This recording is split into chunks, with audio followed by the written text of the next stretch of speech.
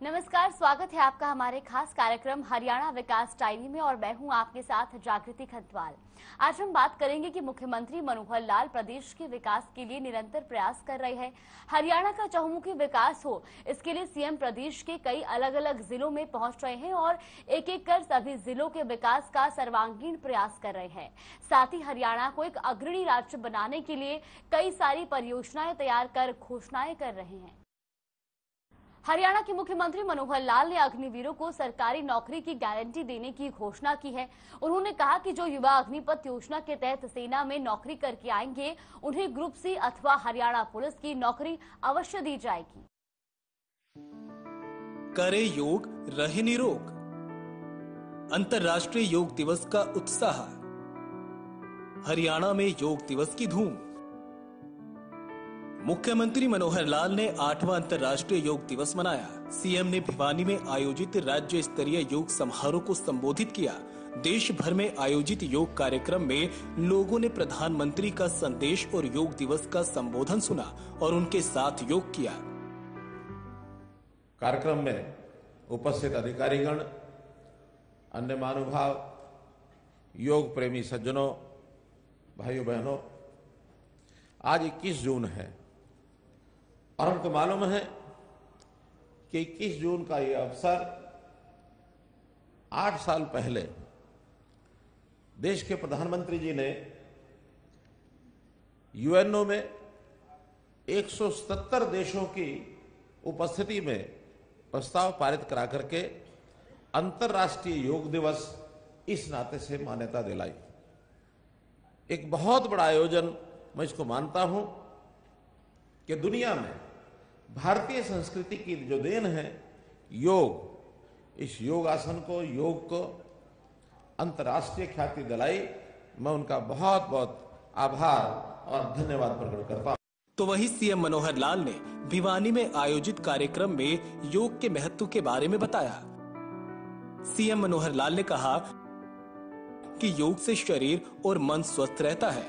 योग करना स्वास्थ्य जीवन का आशीर्वाद है। मनोहर लाल ने योग दिवस के अवसर पर प्रदेश के नागरिकों को 337 वेलनेस सेंटर भी समर्पित किए। इस अवसर पर भिवानी के विधायक घनश्याम सर्राफ एवं बवानी खेड़ा के विधायक बिशंभर वाल्मीकि भी मौजूद रहे। यह हर भारतीय के लिए गौरव का दिन है। लगातार हम अभ्यास करते हैं। वैसे तो योग ये प्रतिदिन की एक क्रिया है हमारे लिए, लेकिन फिर भी एक उत्सव के रूप में सारे देश में हम इस कार्यक्रम को मनाते हैं। न केवल देश में, बल्कि ये कार्यक्रम अंतर्राष्ट्रीय स्तर पर भले ही पारित 177 देशों ने किया हो, लेकिन आज 200 देशों ने इसकी मान्यता इसको मिली है। सारी दुनिया में अपने अपने समय पर दिन भर के 24 घंटे के अवसर में योगाभ्यास ये किया जा रहा है। मित्रों, आज का ये दिन मानवता के लिए योग इस थीम पर आधारित है।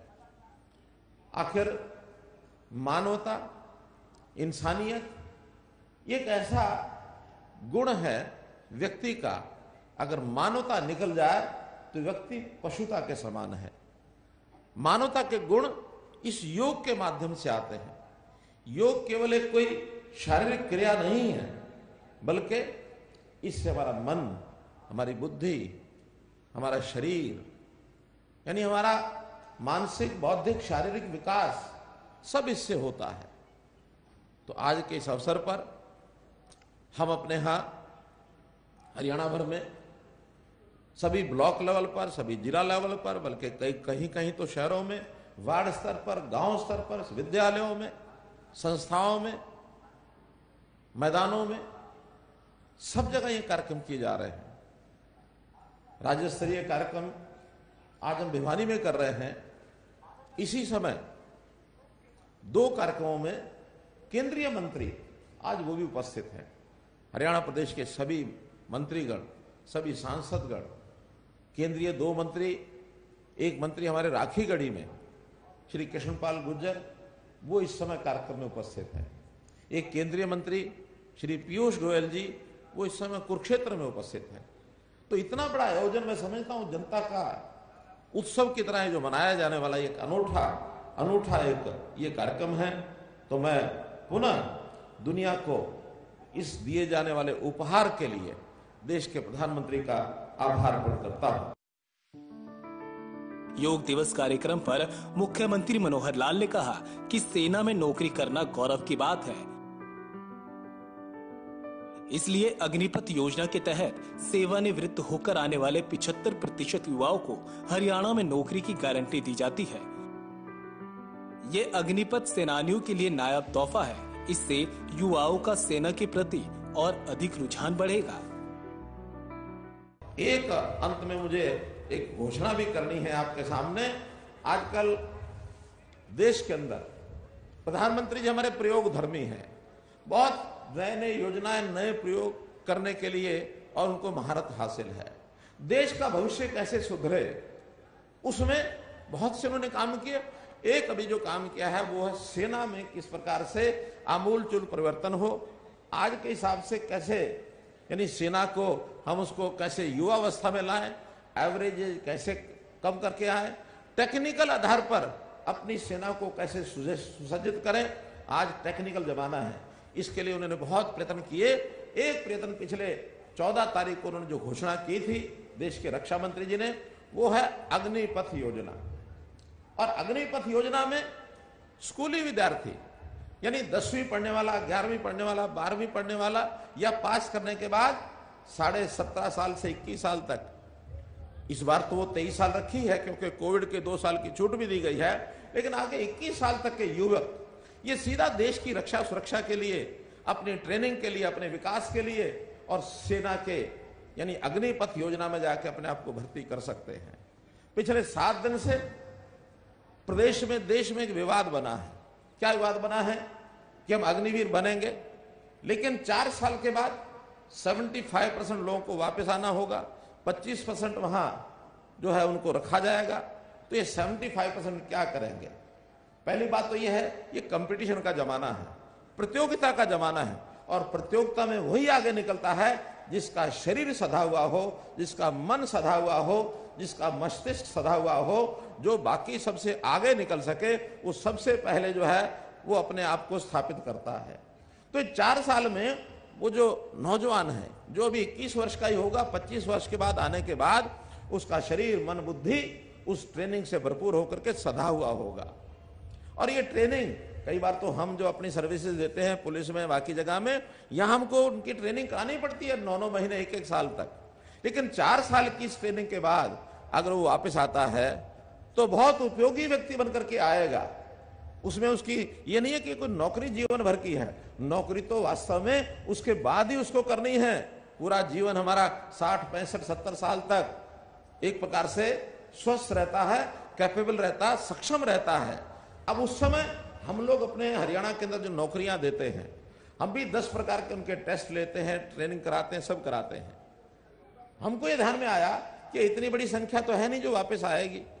हर साल आज से 4 साल के बाद, पहली भर्ती इस साल होगी, तो 4 साल के बाद उसमें से यानी 75% जो लोग वापस आएंगे, उनको हरियाणा सरकार की नौकरियों में यानी उनको खपाना, उनको लेना, उनको सुरक्षित नौकरी देना, ये बहुत कठिन नहीं है। तो मैं आज घोषणा करता हूं कि जो लोग चाहेंगे हरियाणा सरकार की नौकरी में आने के लिए, उन सबको गारंटेड नौकरी दी जाएगी, कोई खाली नहीं रहेगा। इसकी हम गारंटी लेते हैं। मुख्यमंत्री ने कहा कि प्रधानमंत्री नरेंद्र मोदी ने सेना में आमूलचूल परिवर्तन किया है। अब तकनीकी आधार पर सेना को और अधिक सुसज्जित किया जाएगा और इससे 10वीं से 12वीं के युवाओं को अवसर मिलेंगे। साथ ही उन्होंने कहा कि इस प्रकार अग्निपथ युवाओं के लिए ही नहीं बल्कि सेना के लिए भी बेहतर योजना है। मुख्यमंत्री मनोहर लाल ने योग दिवस के अवसर पर कहा कि प्रदेश के युवाओं को इस तरह नौकरी सुनिश्चित करने वाला हरियाणा देश का पहला राज्य है। हरियाणा सरकार हमेशा जनहित के फैसले लेकर जनता की भलाई के लिए कार्य कर रही है। अंतर्राष्ट्रीय योग दिवस पर हरियाणा योगमय हो गया है। राज्य भर में लोग भारी संख्या में विभिन्न जगहों पर आयोजित कार्यक्रमों में योग कर रहे हैं। योग दिवस पर घोषणा करते हुए मुख्यमंत्री मनोहर लाल ने कहा कि अग्निपथ में भर्ती होने के बाद नौकरी पूरी कर वापस आने वाले युवाओं को पुलिस और ग्रुप सी में गारंटी के साथ नौकरी दी जाएगी। 21 जून का दिन होता है, भयंकर गर्मी का दिन होता है, लेकिन आज मैं इंद्र देवता जी का भी आभार प्रकट करता हूं कि जिन्होंने इतना सुंदर मौसम आज बनाया है, सुंदर मौसम बनाया है। ये ठंडी ठंडी हवा जब चल रही है तब मुझे इंद्र देवता का धन्यवाद करने की याद आई है। जो भी मौसम है, मेरा निवेदन रहेगा कि आज हमारी परीक्षा भी है।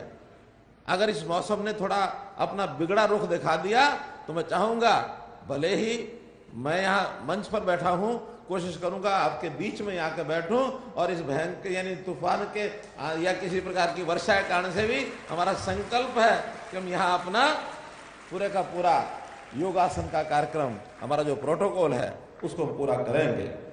सीएम मनोहर लाल ने प्रदेशवासियों के साथ योग दिवस पर संकल्प लिया है कि अगले योग दिवस तक एक परिवर्तन करेंगे, नशे से दूर रहेंगे, शरीर को योग के जरिए सरल बनाना है। स्वास्थ्य को ध्यान में रखते हुए राज्य में 1000 योगशालाएं खोली जा रही हैं और योग शिक्षक नियुक्त किए जा रहे हैं। साथ ही राज्य भर में वेलनेस सेंटर का भी उद्घाटन किया जा रहा है, क्योंकि एलोपैथी का इलाज महंगा हो गया, डॉक्टरों की भी कमी है और यदि लोग योग करते रहेंगे तो स्वस्थ रहेंगे, जिससे स्वास्थ्य विभाग के बजट को बचाकर दूसरे कामों में भी लगाया जा सकेगा। सीएम मनोहर लाल ने कहा कि हरियाणा सरकार योग को बढ़ावा देने के लिए लगातार प्रयत्नशील है। हरियाणा में योग को बढ़ावा देने के लिए योग आयोग का गठन किया गया। देश में शायद 1 या 2 प्रदेशों में ही योग आयोग हैं जो योग को बढ़ावा देने का काम कर रहे हैं। सीएम ने कहा कि यदि कहीं योगशाला नहीं है तो पार्कों एवं धर्मशालाओं में योग करवाया जाता है।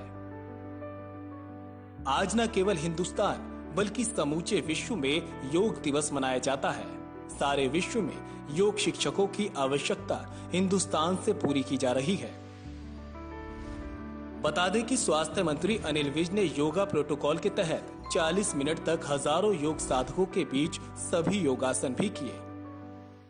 मित्रों, योग ये जो प्रासंगिक है, हमारी जीवन शैली ये बहुत बिगड़ चुकी है। हम आज अपने खान पान का ध्यान नहीं रखते, आज अपनी दिनचर्या का ध्यान नहीं रखते, तो इस खान पान और दिनचर्या के बिगड़ते हुए हमारे शरीर बिगड़ गए हैं, हमारे स्वभाव बिगड़ गए हैं।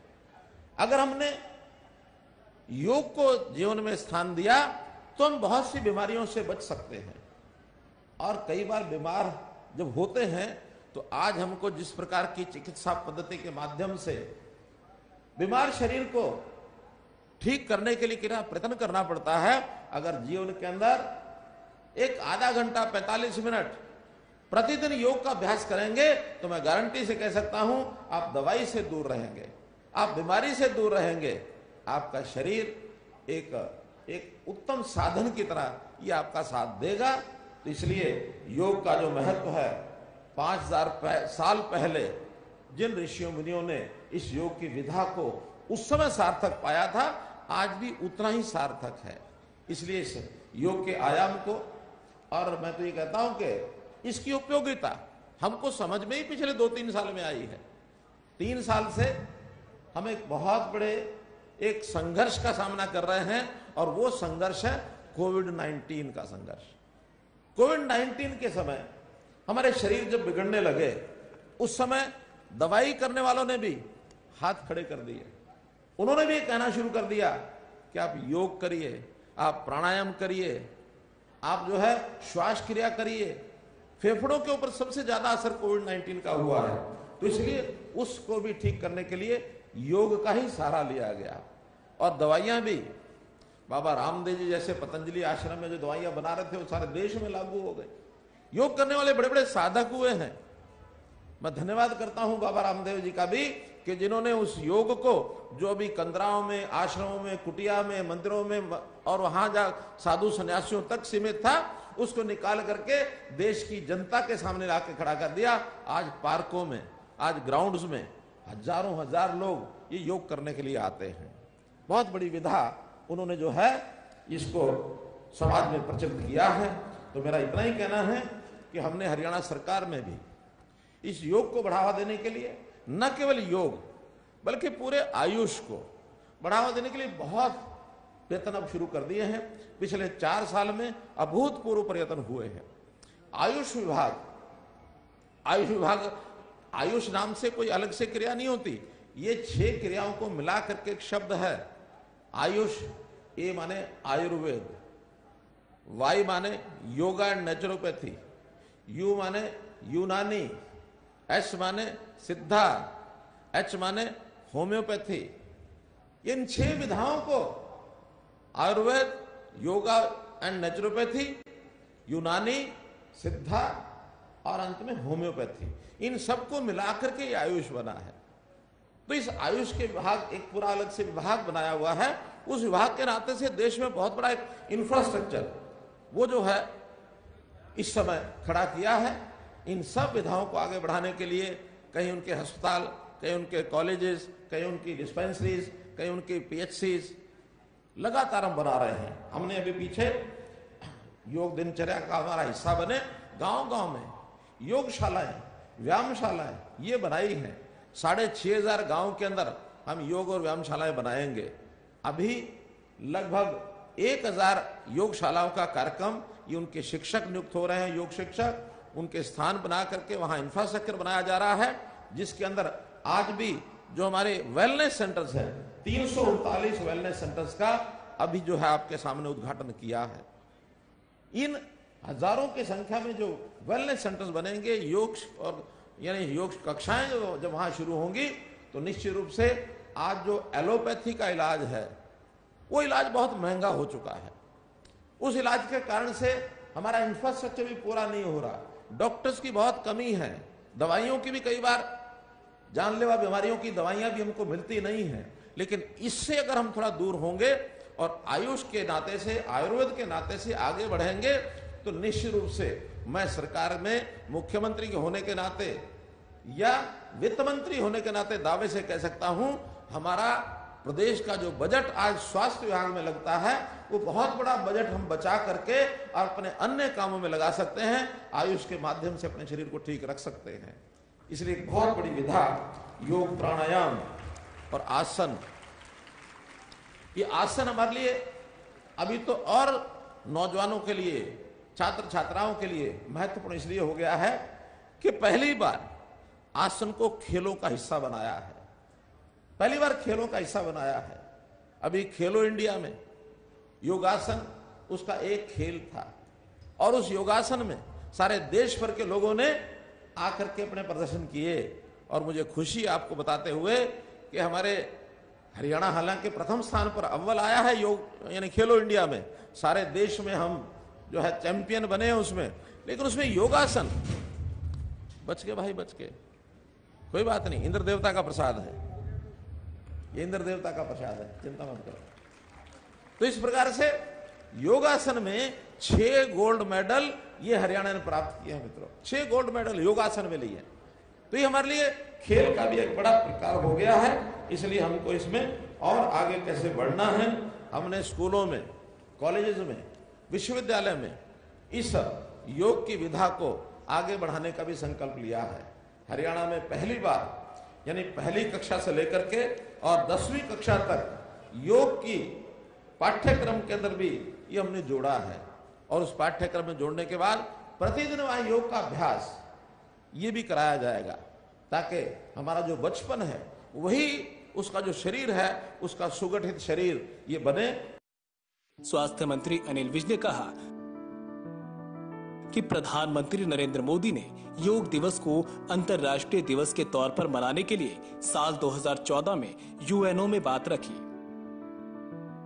और अधिकतर देशों का समर्थन भी प्राप्त हुआ। तभी से लगातार हम 21 जून को योग दिवस मना रहे हैं। ये देश के लिए गर्व की बात है कि हिंदुस्तान के साथ इस विद्या को समूचे विश्व ने स्वीकार किया है।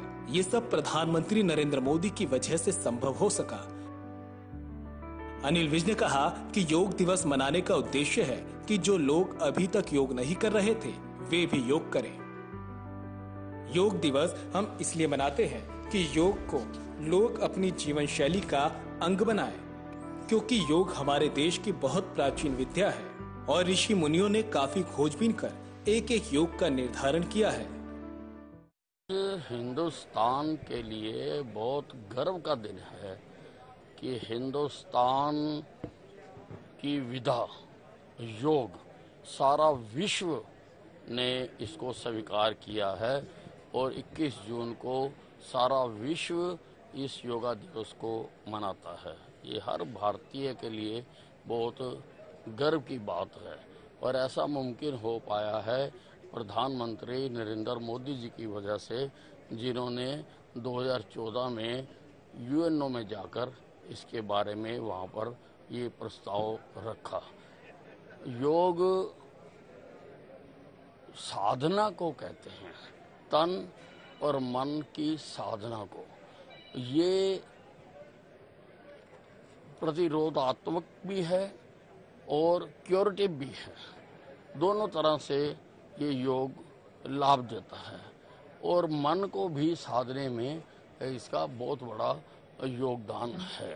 तो आज काफ़ी बड़ी संख्या में यहाँ पर हर वर्ग से लोगों ने इसमें पार्टिसिपेट किया है और मैं समझता हूँ कि हर जगह पर इसको पार्टिसिपेट किया गया है।